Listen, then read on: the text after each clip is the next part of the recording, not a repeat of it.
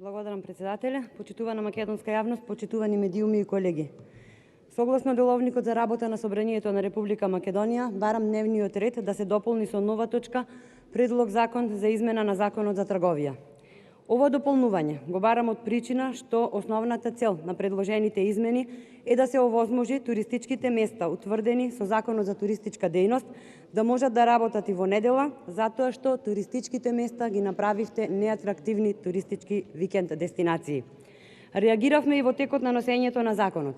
Баравме широка дебата, цела година го думавте законот и се донесе онака како што се донесе, избрзано и непресметано, без длабинска анализа за позитивните и негативните ефекти, со низа пропусти за кои добиваме секојдневни критики како од страна на чаршискиот еснав и граѓаните, така и од страна на туристите и трговците од туристичките места.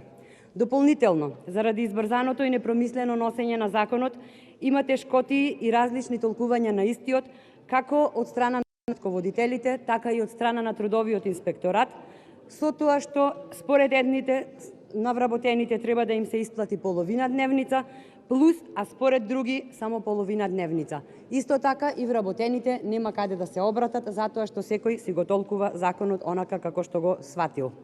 Да подам дека само 5 дена откако премиерот Ковачевски ја превзеде функцијата, најави повторно разгледување на законот и донесување на сеопфатни решенија, при што се пофали дека се засилил диалогот помеѓу владата и деловната заедница во интерес на економскиот раст.